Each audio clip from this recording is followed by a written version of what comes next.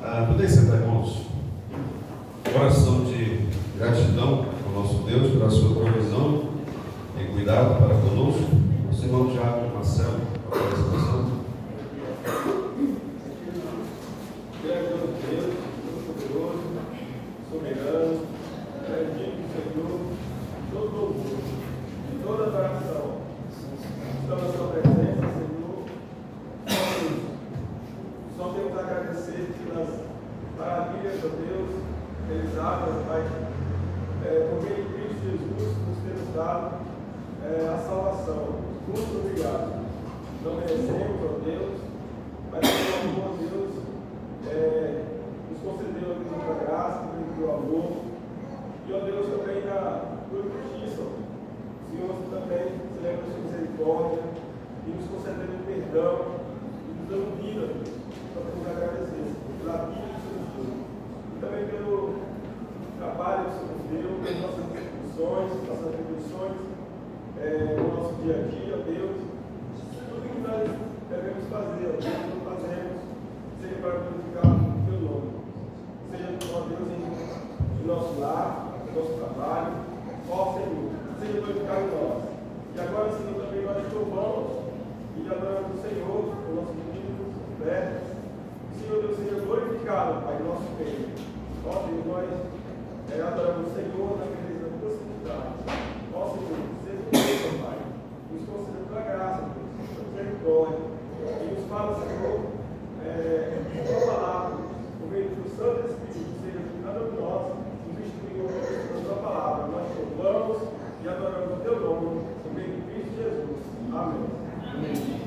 Amém. Que Deus nos abençoe. Evangelista Mateus, toca a palavra.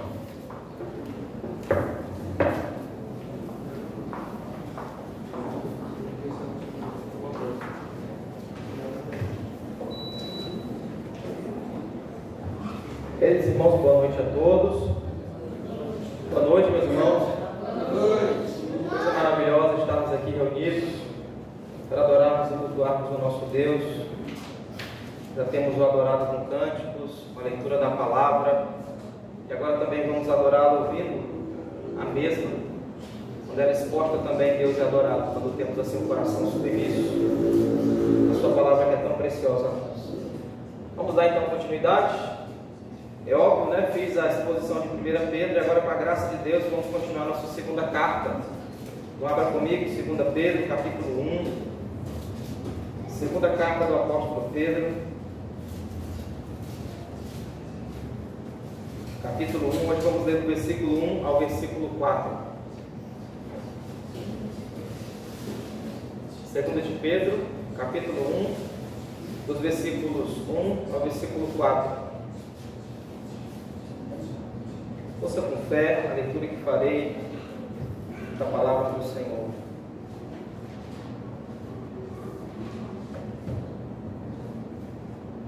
Simão Pedro, servo e apóstolo de Jesus Cristo, aos que conosco obtiveram fé igualmente preciosa na justiça do nosso Deus e Salvador Jesus Cristo.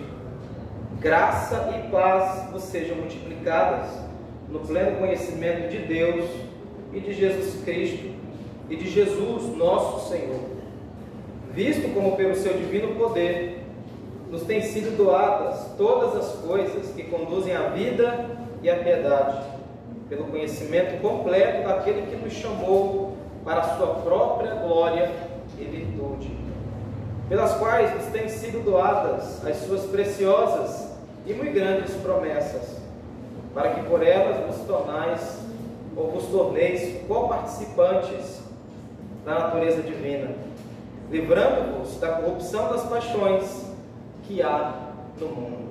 Amém? Vamos orar ao Senhor e rogar a Ele a iluminação, que o seu Espírito nos conceda graça. Senhor Deus, nós rogamos a Ti, Pai, a iluminação, Pai, que só o Teu Espírito Santo pode nos dar, para a compreensão, Senhor, da Tua palavra essa verdadeira, fiel, suficiente, que tem toda a autoridade sobre nós. Então eu te rogo, Pai, que o Senhor venha falar conosco por meio da mesma, que o Senhor possa me usar nessa noite, ó Deus, Não pelo aquilo que queremos ouvir, Senhor, mas aquilo que necessitamos ouvir, Senhor. Deus, fala conosco, edifica-nos na fé, fortalece nossos corações, despeja da Tua graça sobre nós nessa noite. Eu te peço, Senhor, e por fé eu te agradeço, no nome de Jesus. Amém e amém. É interessante que Pedro aqui, ele usa da saudação do mesmo modo como o apóstolo Paulo em muitas das suas cartas, em especial na carta de Romanos.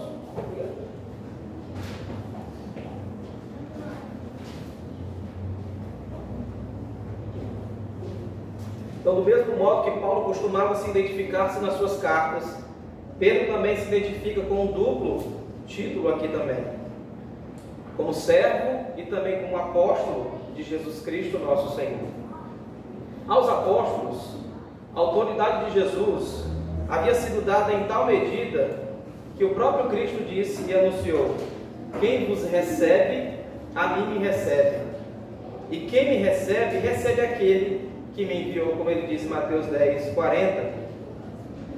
Hoje, em especial, há muitas pessoas que dizem: eu acredito que Jesus de fato é o Messias, e que Ele é o Filho de Deus, e que Ele é o Salvador, mas eu não consigo seguir os apóstolos, eu não consigo receber o ensino dos apóstolos. Muitos até tratam Paulo como teólogo chauvinista ou machista, como Pedro também. Muitos, com o advento do feminismo e várias outras ideologias, tentam de todas as formas contrariar o ensino dos apóstolos, fazer com que o ensino deles seja inválido para os nossos dias. Só que não é bem assim, entendemos mediante a palavra do Senhor. Porque os apóstolos naturalmente foram comissionados, enviados pelo próprio Cristo. Então, se você não recebe a palavra dos apóstolos, o ensinamento dos apóstolos, também você faz-se surdo para aquilo que Jesus ensinou. Porque os apóstolos não ensinaram, não falaram de si mesmos, mas eles proclamaram a palavra inspirada de Deus. E na igreja primitiva, Irineu, principalmente um dos pais da igreja, ele teve de lidar com alguns dos cínicos que também se levantaram no primeiro século, que diziam que respeitavam Jesus, que amavam os ensinamentos de Jesus, mas que rejeitavam completamente o ensino dos apóstolos. Irineu disse que rejeitar aqueles que Jesus nomeou para que falassem em seu nome, assim como também não é possível ter Deus e rejeitar o seu supremo apóstolo, o próprio Jesus. A gente percebe também que Jesus, durante o seu ministério aqui na terra, durante os 3 anos e meio mais ou menos do seu ministério, ele teve que lidar com essa situação com os fariseus, que diziam crer em Deus, no Deus de Israel, mas que queriam rejeitar o Messias, o enviado de Deus, o supremo apóstolo. E Jesus disse para eles que quem me rejeitar, rejeita também aquele que me enviou, rejeita o Deus verdadeiro, o Deus de fato de Israel. E isso é simplesmente lógico. Assim, a autoridade máxima que operava na igreja primitiva era parte da autoridade de Jesus, era a autoridade apostólica, porque a igreja é fundada sob o fundamento dos apóstolos, onde Cristo é a pedra angular de esquina, como Pedro ensinou na sua primeira carta. Então Pedro estava dando para si a autoridade apostólica que ele havia recebido do próprio Cristo, do próprio Deus. Talvez assim, pela alavancagem da heresia do gnosticismo no primeiro século, que ele também vai combater aqui no versículo 3, falando a respeito do pleno conhecimento de Deus e de nosso Senhor Jesus Cristo. Pedro tem em mente isso, afirmando, solidificando a sua autoridade apostólica. Mas é interessante que ele expõe o título duplo acerca de si mesmo, se identificando como servo e como apóstolo de Jesus Cristo.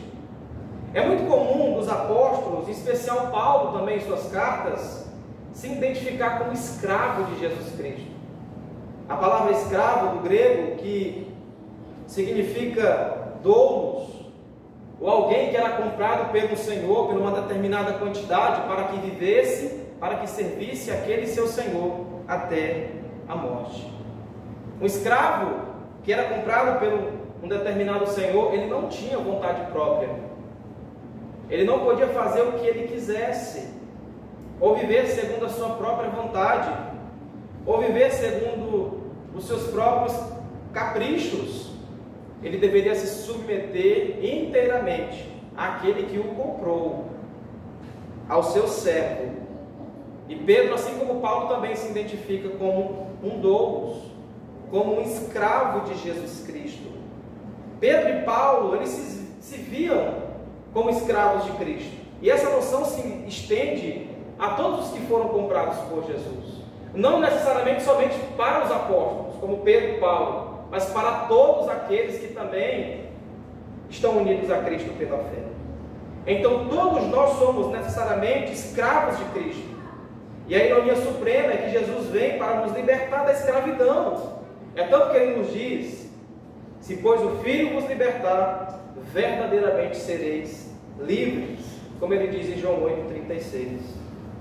Então aqueles que foram libertados da escravidão do pecado assumem um novo tipo de escravidão. Eles se tornam escravos de Cristo, inteiramente escravos de nosso Senhor Jesus Cristo. Se você acha que está livre a parte da escravidão a Cristo, sua liberdade é pura escravidão. Então você é escravo do pecado. Então temos de perder nossa vida para encontrá-la em Cristo. E precisamos dá-la para recebê-la também de volta. Você percebe que seguir a Cristo sempre requer um tipo de sacrifício, um tipo de renúncia, na qual todos os discípulos que professam o nome do Senhor devem assumir uma autoabnegação, uma autorrenúncia de si mesmo, viver literalmente como doulos, como um escravo de Jesus Cristo. Assim como muitos dos nossos pastores, hoje pastores presbiterianos que usam o colarinho clerical, que na verdade evidenciam ali com aquilo o fato como eles estão presos à justiça de Cristo, e como que eles estão presos tão somente à pregação da palavra de Cristo, revelando mediante esse sinal de que eles são escravos do Senhor Jesus Cristo e da sua palavra. Dizia Jesus a todos em Lucas 9:23, que se alguém quer vir após mim, a si mesmo se negue, dia a dia tome sua cruz e siga-me. Paulo também, reconhecendo que de fato ele havia morrido para a escravidão do pecado e para a sua própria vontade, em Gálatas 2:20, ele diz: logo já não sou eu quem vive, mas Cristo vive em mim, e esse viver que agora tenho na carne, vivo pela fé no Filho de Deus, que me amou e a si mesmo se entregou por mim. E aqui no início dessa saudação de Pedro, ele reivindica a sua autoridade apostólica, que era a mais alta da igreja primitiva, como aquele que era comissionado, enviado, um apóstolo de Jesus Cristo, mas também ao mesmo tempo se colocava na posição de um escravo, de alguém que estava literalmente preso à vontade do seu Senhor. Não existe, irmãos, para o crente viver segundo a sua própria vontade. Não existe para aqueles que foram comprados da escravidão, que foram resgatados pelo sangue de Cristo, que fomos literalmente comprados, resgatados pelo nosso Senhor, de achar que podemos viver segundo a nossa própria vontade, ou segundo os nossos próprios caprichos, e levarmos a nossa vida como bem queremos, e estabelecermos direitos, estabelecermos deveres, um modo de vida que é totalmente contrário àquele que nos comprou como seus escravos. Então, necessariamente, se ser conhecido com Cristo, estar unido a Cristo, reivindica também ser um escravo dele, está preso à sua vontade, e renunciar a si mesmo, a ponto de se autonegar e tomar a sua cruz. Por isso que Pedro se identifica assim. Ele diz: eu, Simão Pedro, servo e apóstolo de Jesus Cristo, afirmando a sua autoridade apostólica de que ele havia sido enviado por Deus e que também ele era sim um escravo de Cristo e da sua palavra. E ele continua: aos que conosco obtiveram fé igualmente preciosa na justiça do nosso Deus e Salvador Jesus Cristo. Você percebe que na primeira carta de Pedro ele fala muito sobre submissão, submissão às autoridades, submissão a Deus, submissão à palavra de Deus, de como de fato precisamos ter a mente de Cristo para viver nesse mundo, de como precisamos estar preparados para dar razão da nossa fé em meio ao sofrimento, em meio às circunstâncias e às mazelas dessa vida, desse mundo caído. Pedro ele vai mostrar e assim identificar as características que é evidenciadas naqueles que professam a fé em Cristo, finalizando assim aqueles que carregam aquelas virtudes que eles receberam do próprio Senhor Jesus, aqueles que se amam com amor fraternal, aqueles que são humildes de fato, aqueles que dão proeminência aos outros em vez de si mesmo. Ele vai muito tratar de vários assuntos, às vezes espalhados na sua primeira carta, mas sempre tendo como primazia e apontando para o povo de Deus, para aqueles que viviam sob ferrenha perseguição, a que permanecessem fiéis àqueles a quem eles haviam professado, a Cristo, por causa da herança deles. E Pedro sempre vai fazer isso em suas cartas, trazendo à nossa memória, à nossa mente, o que nos foi dado, a herança eterna que ele confirmou no capítulo 1, uma herança incontaminável, inacessível, cheia de glória para aqueles que de fato amam o Senhor Jesus Cristo. E o que necessariamente ele vai continuar aqui na parte B do versículo 1, falando que aos que conosco também obtiveram fé igualmente preciosa na justiça do nosso Deus e Salvador Jesus Cristo. Uma fé igualmente preciosa. Paulo, apóstolo, e Pedro também define a fé não como algo que origina de um coração humano, ou como se nós mesmos, ou como se fosse produzida em nosso próprio coração. Nenhum de nós podemos bater no peito e dizermos que a fé surgiu de nós mesmos, como fruto da nossa própria natureza. Não, pelo contrário. Por que que ela é igualmente preciosa? Aqui como Pedro quer nos ensinar. Porque ela parte da justiça de Cristo, da justiça de Deus, revelada em Cristo Jesus, pela fé somente.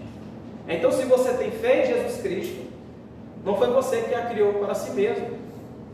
Quando você ouviu o Evangelho e respondeu de maneira favorável a ele, ou talvez tenha pensado em ou decidir crer em Jesus, mas essa fé não foi você que gerou em si mesmo.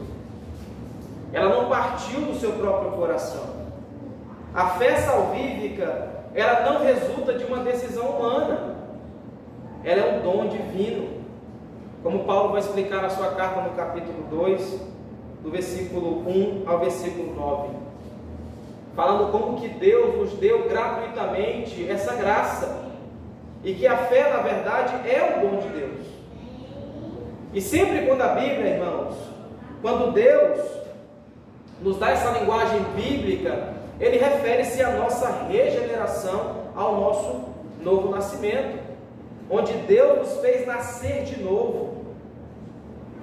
Não depois de termos deixado o chiqueiro ou o lixo do mundo, como o filho pródigo, e voltado para casa.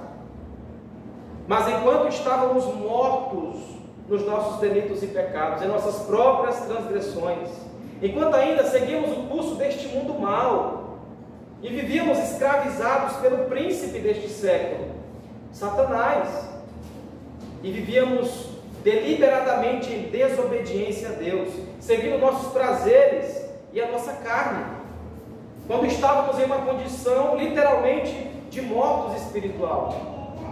Deus, na sua indizível graça e misericórdia, nos trouxe a vida espiritual.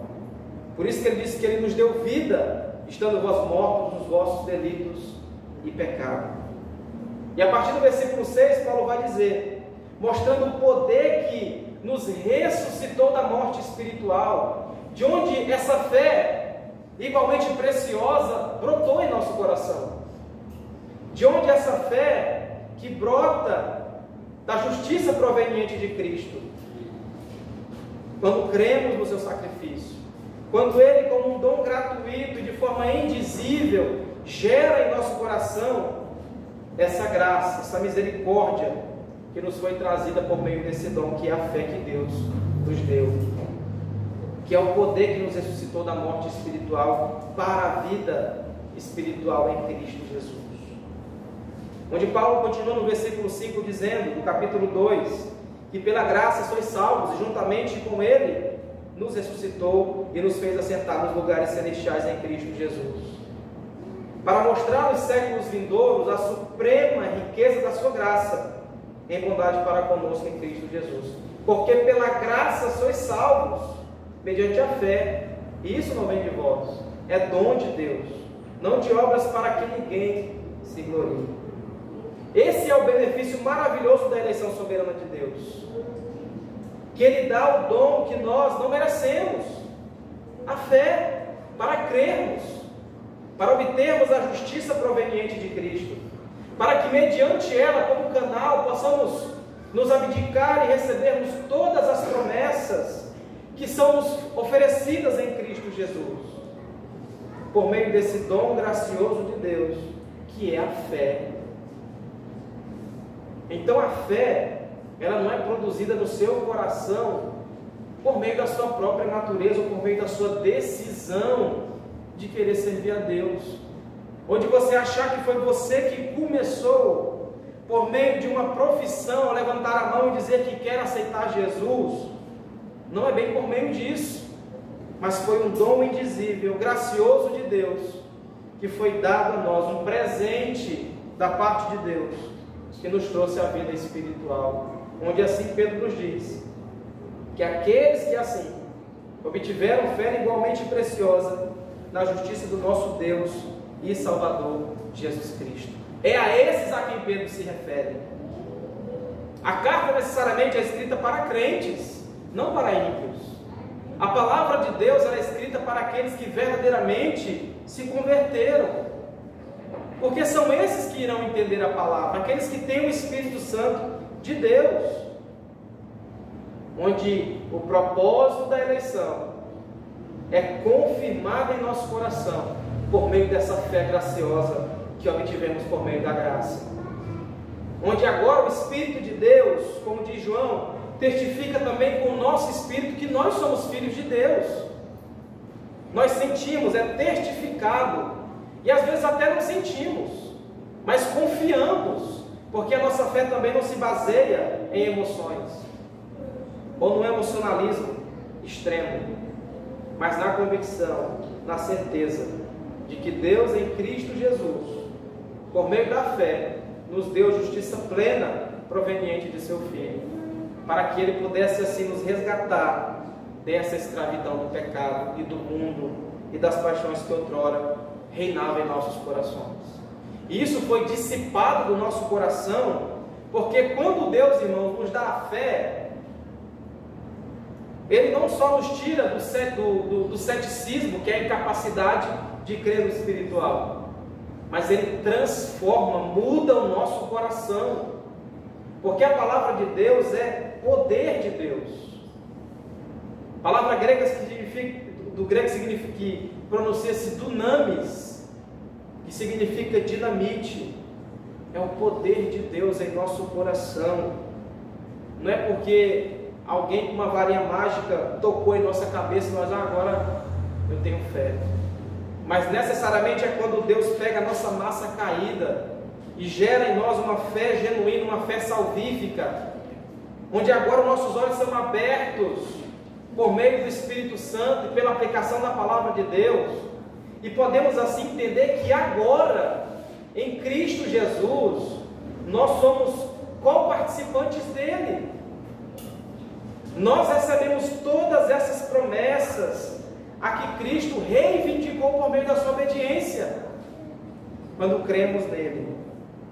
Porque às vezes, irmãos, Pedro faz questão de dizer isso no início da sua carta, dessa fé igualmente preciosa, baseada na justiça de Deus por meio do nosso Salvador Jesus Cristo, para que nós não venhamos achar que de alguma forma nós podemos assim produzir uma salvação em nós, ou podemos dar uma ajuda para Deus, para que possamos assim, achando que assim podemos também sair da nossa condição de mortos espiritual. Essa fé igualmente preciosa a que Pedro aqui se refere é a fé salvadora, a fé salvífica, que todos aqueles que creram em Cristo Jesus receberam justiça da parte de Deus em Cristo, justiça suficiente para adentrar o céu, para viver com Cristo para todo o sempre. E ele continua no versículo 2: graça e paz vos sejam multiplicadas no pleno conhecimento de Deus e de nosso Senhor Jesus Cristo. Nós já vimos na pregação anterior que graça e paz é uma das saudações mais comuns nas cartas do Novo Testamento. E não somente no Novo Testamento, mas também no Antigo Testamento existia esse tipo de saudação. A ideia de graça e paz está profundamente arraigada também na história do Antigo Testamento. Nós vemos isso na bênção hebraica, onde Deus concede graça e paz ao seu povo, onde o sacerdote pronunciava que o Senhor te abençoe e te guarde, o Senhor faça resplandecer o rosto sobre ti e tenha misericórdia de ti, o Senhor sobre ti levante o rosto e te dê a paz. Então o conceito de paz era tão importante para o povo judeu, que ela se tornou uma forma básica de saudação até hoje nos seus dias, onde até hoje podemos ver judeus se cumprimentando com Shalom Aleichem, onde o amigo responde Shalom também, dizendo paz a você, e o outro, e a você também, paz.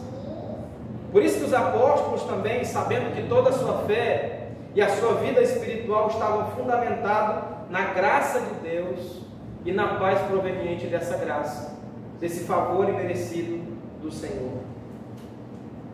E Pedro liga a multiplicação da graça e da paz de Deus com o conhecimento de Deus, que é necessariamente aqui a tese central dessa epístola, dessa carta. Como observamos acima, uma das ameaças óbvias à igreja primitiva cristã era representada pelos hereges gnósticos. Por isso que Pedro vai dizer no versículo 12: graça e paz vos sejam multiplicadas no pleno conhecimento de Deus e de Jesus nosso Senhor. Como se o conhecimento de Deus, o conhecimento pleno, verdadeiro, proveniente de Deus, era revelado em Cristo Jesus. Porque os gnósticos do primeiro século acusavam os crentes de simplistas, como aqueles que tinham pouco conhecimento, porque eles se limitavam somente à obra de Cristo, ao seu ministério, aquilo que ele fez. Os gnósticos criam que porque nós nascemos com uma luz interna, nós devemos nutrir essa luz, para que por meio dessa nutrição da luz, onde eles achavam que podiam obter por meio do prazer, das práticas pecaminosas, porque para eles somente o espírito era puro e a carne mal. Por isso usavam essa desculpa para viver em pecado. E Pedro está aqui também combatendo isso necessariamente, que o conhecimento pleno que precisamos para o entendimento da redenção, da nossa salvação, acerca do conselho de Deus, está contido na pessoa de Cristo Jesus, o nosso Senhor, que não precisamos de êxtase, que não precisamos de palavras forense, ou a mais aquilo que os apóstolos tinham escrito e que já havia sido escrito no Antigo Testamento. E existe, irmão, nos nossos dias, assim como no primeiro século, uma aversão à doutrina, ao ensino.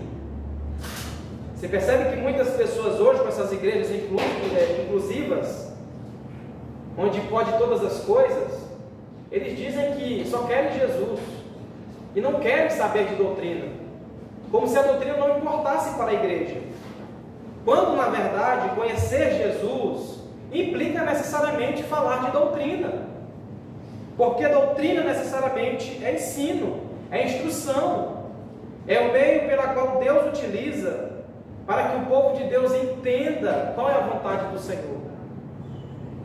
É por meio da doutrina que obtivemos o conhecimento verdadeiro acerca de Deus, acerca do seu caráter, acerca de Cristo. Então, em oposição à visão herética do conhecimento dos gnósticos, Pedro fala aqui sobre o conhecimento verdadeiro, sobre o conhecimento que vem de Deus, que é talvez uma das graças mais importantes, ou a graça mais importante que Ele concede ao seu povo. Deus nos dá conhecimento que vem a nós dele mesmo, por meio da sua palavra. E é isso que necessitamos, e é isso que precisamos, e isso é que importa. Então não existe essa de eu quero só Jesus, mas eu não quero doutrina. Eu quero servir a Deus, mas eu não quero saber de teologia, como muitos loucamente o diz, né? Que a letra mata, mas o Espírito vivifica, interpretando erroneamente aquilo que Paulo diz aos Coríntios, dizendo que estudar a Bíblia demais, estudar a doutrina demais, isso vai fazer com que você se torne uma pessoa fria, sem o Espírito Santo, sem poder e sem unção. Mas que você precisa buscar o Espírito, né? Como muitos dizem, o batismo com o Espírito Santo, para que você seja cheio de poder, da unção. Isso é tudo balela. Isso não é o que Paulo está ensinando. Quando Paulo diz que a letra mata, o Espírito vivifica, necessariamente ele está querendo ensinar que a lei de Deus, do Antigo Testamento, ninguém por ela pode ser salvo, e que é o Espírito que dá vida, proveniente da obra de Cristo Jesus, que somente por meio do que Cristo fez, nós podemos ser salvos. Então muitos crentes procuram sempre, no decorrer de toda a história da igreja, fazer com que o ensino não tenha proeminência na igreja, quando que na verdade a doutrina é essencial e de suma importância para a igreja. É tanto que Jesus, na sua oração sacerdotal, ele orou em João 17, no capítulo 17, versículo 17: santifica-os na verdade, a tua palavra é a verdade. E é isso o que Pedro está nos dizendo no início dessa epístola. Aqui nós, que obtivemos o pleno conhecimento de Deus e de nosso Senhor Jesus Cristo. Não é que nós aqui também saibamos de todas as coisas, e que alcançamos um conhecimento onde sabemos todas as coisas relacionadas a Deus. O pleno conhecimento a que Pedro se refere aqui é basicamente aquele conhecimento onde você entende que por meio de Cristo você obteve a salvação, onde você entende o Evangelho, entende o que a Bíblia ensina, entende que ela é a palavra de Deus. Porque, irmãos, basicamente é isso que a Bíblia ensina, é isso que a Bíblia é. Ela é doutrina pura, ela é ensino puro para nós. Porque a Bíblia ela não nos foi dada para que nós nos sentíssemos bem, mas para revelar a verdade de Deus para nós. Não se trata de um exercício fora de Deus, numa busca intelectual somente para satisfazer a nossa mente, mas a palavra de Deus nos foi dada para que conhecêssemos a Deus de fato, para que compreendêssemos qual é a sua vontade e entendêssemos a sua plenitude, a sua graça que é revelada em Cristo. E ele continua no versículo 3: visto como pelo seu divino poder nos tem sido doadas todas as coisas que conduzem à vida e à piedade, pelo conhecimento completo daquele que nos chamou para a sua própria glória e virtude. É interessante que no Novo Testamento a palavra poder, como eu disse, ela é dita com muita frequência, em especial no contexto do Evangelho. Porque a palavra de fato é poder de Deus. É onde está fundamentada a obra de Deus, onde Ele pega uma massa caída, corrompida como a nossa, caída em Adão, e nos transforma como novas criaturas.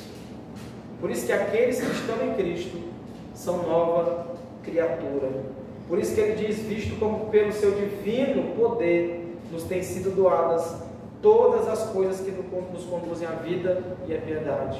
Aqueles que outrora viviam escravizados pelo pecado, que viviam continuamente em rebeldia e uma desobediência para com Deus, agora receberam o conhecimento completo daquele que nos chamou para a sua própria glória e virtude, daquele que nos chamou para vivermos para a sua glória, onde Paulo diz no capítulo 3, versículo 23, que todos os pecados estão destituídos da glória de Deus, daquilo que Deus é, daquilo que Deus se revela em sua palavra. Mas o poder de Deus, esse divino poder que foi manifestado a nós, ele muda o nosso coração, transforma a nossa vida, evidenciando assim que nós recebemos esse completo conhecimento daquele que nos chamou para vivermos para a sua glória e também em toda virtude e piedade.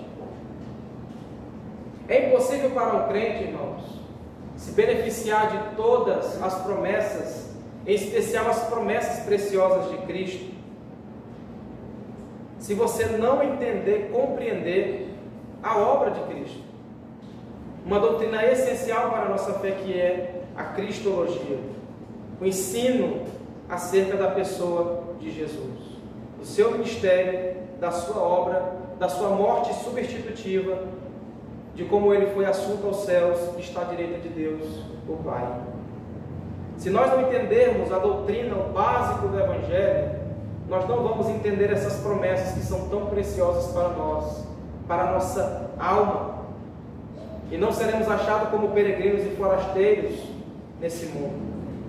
Essas promessas, elas são tão preciosas que muitas vezes nas Escrituras, comparada ao ouro, a pedras preciosas, e Pedro até faz menção de que nós não fomos comprados com coisas perecíveis, mas com pedras preciosas de fato, porque o Cordeiro de Deus era sem defeitos, é sem defeitos, não há máculas no Cordeiro que foi morto.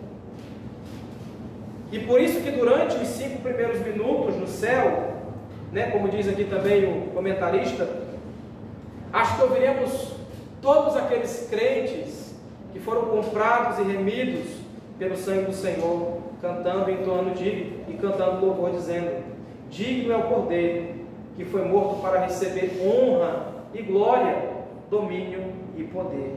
Ele é precioso, e sua preciosidade é parte do vocábulo aqui de Pedro, que é o que ele continua no versículo 4, pelas quais nos têm sido doadas as suas preciosas e muito grandes promessas, para que por elas nos tornei coparticipantes da natureza divina, livrando-nos da corrupção das paixões que há no mundo.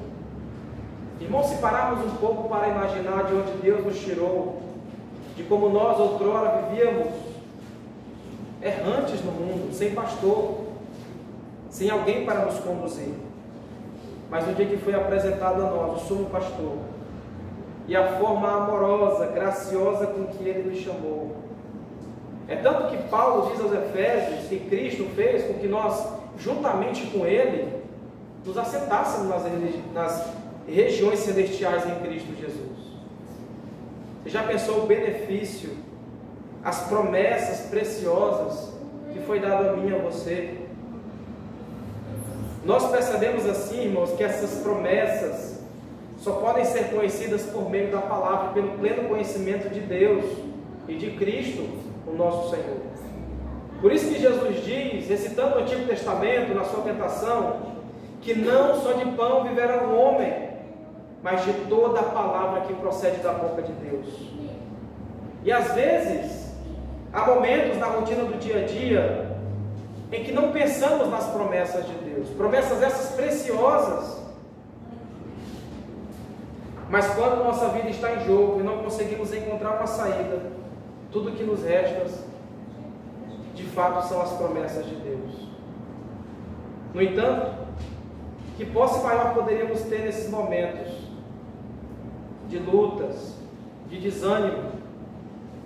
E é isso que Pedro está querendo mostrar para aqueles irmãos que estão vivendo em perseguição pela causa de Cristo. Que preciosidade maior há, irmãos, para nós, onde podemos agora ter, em meio a momentos de dificuldades, de lutas, essas promessas, onde podemos nos deleitar e nos voltando para Deus, na face de Cristo, contemplar a beleza do Evangelho, dessa graça soberana e salvadora, tão preciosa para nós, que devemos guardar com maior estima em nosso coração. Irmãos, o maior tesouro da igreja não são as suas posses terrenas, os seus templos, não é isso, ou a comunhão dos santos, que é algo indizível. A maior promessa, o maior tesouro da igreja é o Evangelho de nosso Senhor Jesus Cristo.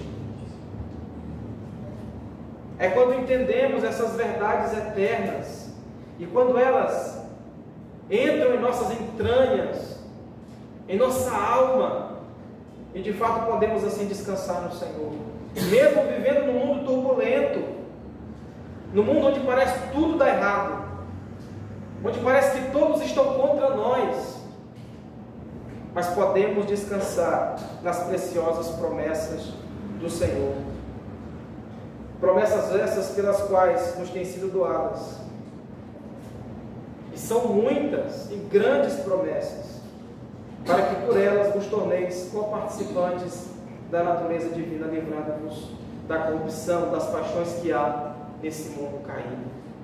Nós nos apoderamos dela pela fé, para que tenhamos poder, força, capacidade, sermos habilitados para vivermos nesse mundo mau, e principalmente para guerrearmos e lutarmos contra as paixões que ainda fazem guerra contra a nossa alma, contra as paixões que tínhamos outrora em nosso coração, mas que agora, por meio dessas promessas graciosas, nós nos tornamos coparticipantes da natureza divina.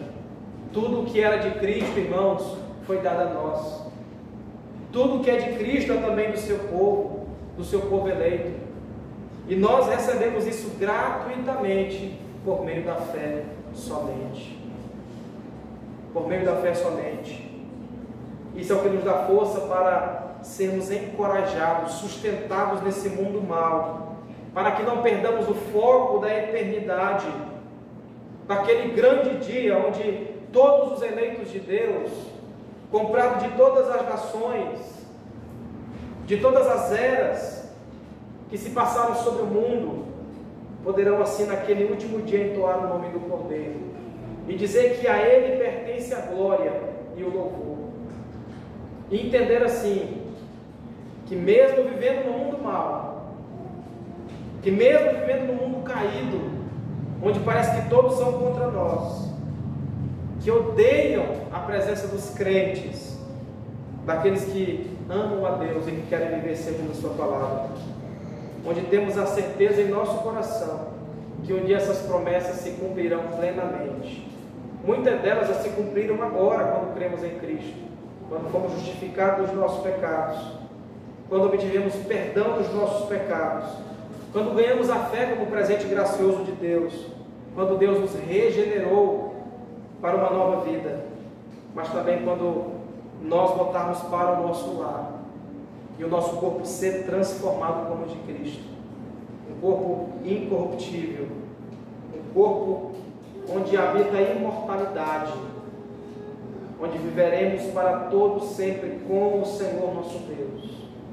E necessariamente é isso que Pedro está fazendo aqui, irmãos, para que de fato em nosso coração seja despertado a verificarmos a confirmação da nossa vocação, que ao olharmos para essas verdades nós possamos olhar para Deus e sua palavra, para Cristo, E olharmos para nós também e vermos se de fato nós fomos chamados pelo Senhor, e se somos também participantes dessas promessas, porque aquele a quem Deus não fez essa boa obra, ele permanece ainda inimigo de Deus, escravo do mundo, escravo do pecado, escravo das paixões que ainda fazem guerra contra a alma.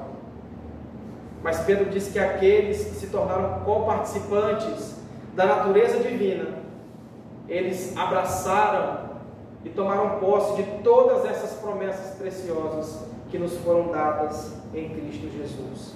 E por meio dessas promessas, Cristo confirma a nossa vocação, de que de fato Ele nos elegeu como seus filhos, que Ele nos adotou, livrando-nos da corrupção do nosso coração, das paixões que reinam no mundo. E essa é uma das maiores evidências, das confirmações de que nós fomos chamados pelo Senhor.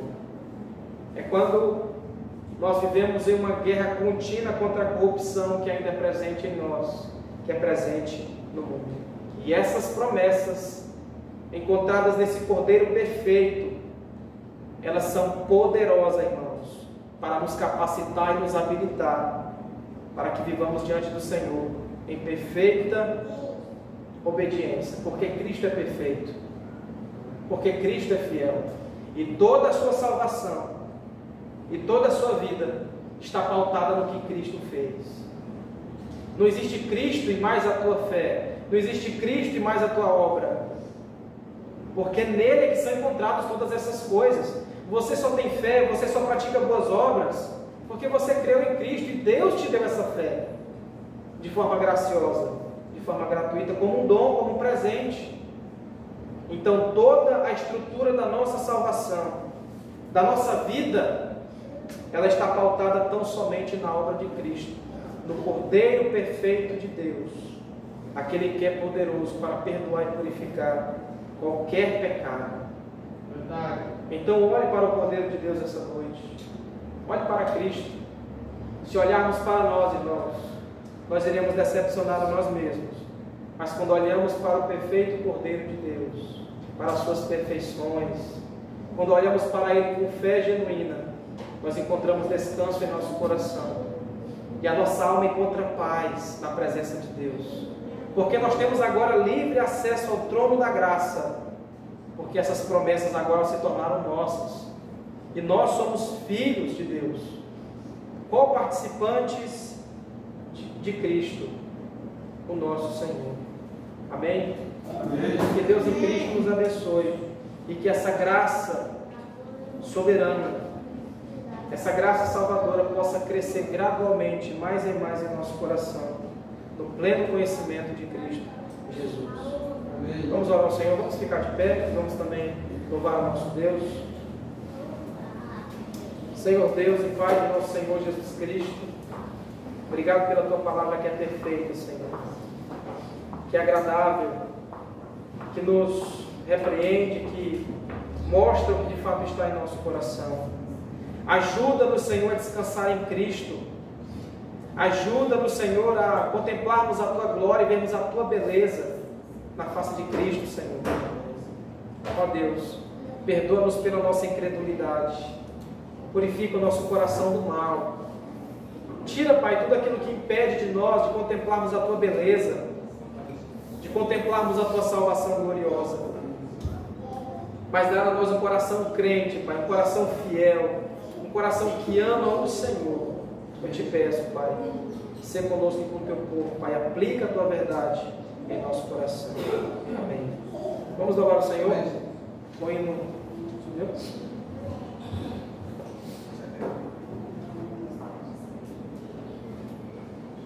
Belas palavras de vida. 353 do nosso cenário. 51, né? E no 351.